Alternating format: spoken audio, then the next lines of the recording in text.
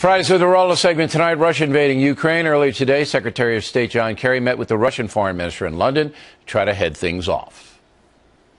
I was clear with Foreign Minister Lavrov that the president has made it clear there will be consequences if Russia does not find a way to change course. And we don't say that as a threat.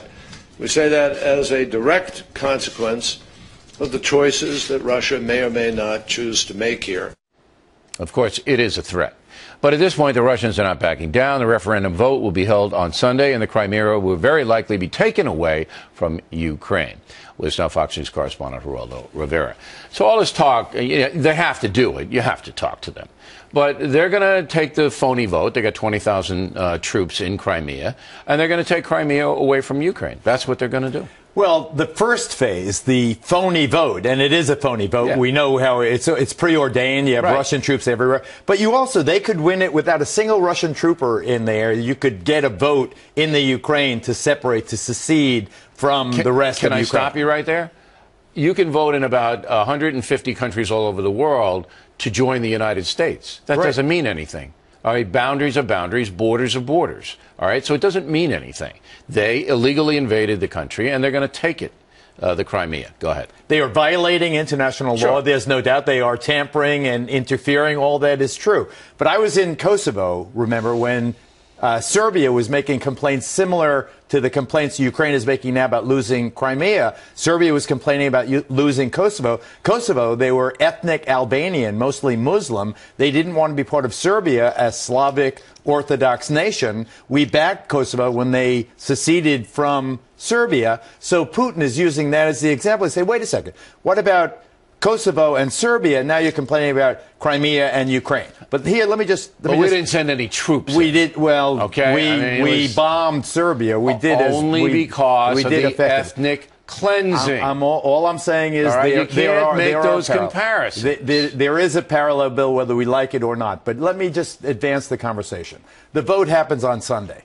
Then I believe that's when crunch time comes. What happens with Ukraine? Ukraine has made a purported declaration of independence. Internationally, nobody has to recognize that vote. Certainly Ukraine doesn't have to recognize that vote. The real peril comes when Putin and Russia say, now that Crimea has said they are independent, we are annexing Crimea and becoming part of Russia. That is an act of war. That is an act of absolute violation of every norm, every protocol, the United Nations Charter, and everything else. All bets are off. Here's what has to happen in my view.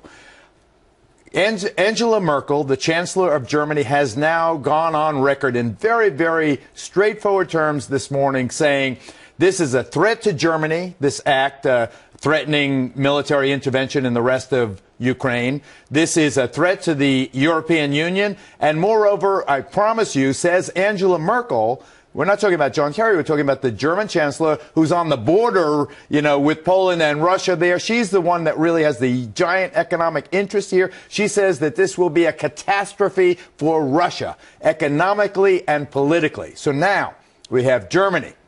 We have to get France, the United Kingdom, and the United States standing united with the rest of Europe against Russia, saying, what you're doing now, Mr. Putin, it may feel good. You may be getting off your macho rocks here, saying that, look at Crimea, they have now voted independence. But I'm telling you, Mr. Putin, whatever happens with the Crimeans, we're telling you specifically, you, Mr. Putin, that this is going to be a catastrophe for you, for your oligarchs, for your system. You have to do something. Here's what you're going to do. And I think Kerry has made this clear. We are going to crunch them economically. Look at the Russian oligarchs. The guy owns the Brooklyn Nets. Right. You've got half of Savile Row in London. You've got those Central Park South condos going $50, $60, $70 million. You tell them no visas for you guys. You Russian high rollers, you can no longer come to these free countries. You are banned. Not only that, we immediately release the restrictions on the export of U.S. natural gas to Europe. We say the United States will now be a major provider of natural gas. You get that going. It takes a while to get it up and running. Still, you announce it and get it going. And you tell them everywhere. Now, Russia is not part of any of our G8. Forget about G8. It's going to be G7. Russia is not going to be a player in the world economy anymore. We'll hurt the world economy. We'll hurt American interests in many cases, but mostly it will hurt and isolate You got to Russia. do one more step. You got to say you cannot. All U.S. financial institutions cannot accept rubles. Agreed. Any business in rubles. Good one. Okay, it is a good one because that guts their currency. How about this one?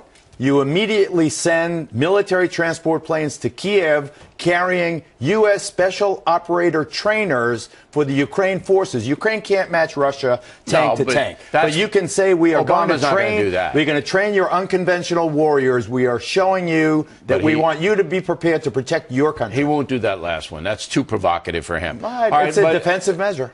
Next week is crunch time. They have to do something, they being Germany, United States, UK, and France. Have to. All right. Geraldo Rivera, everybody.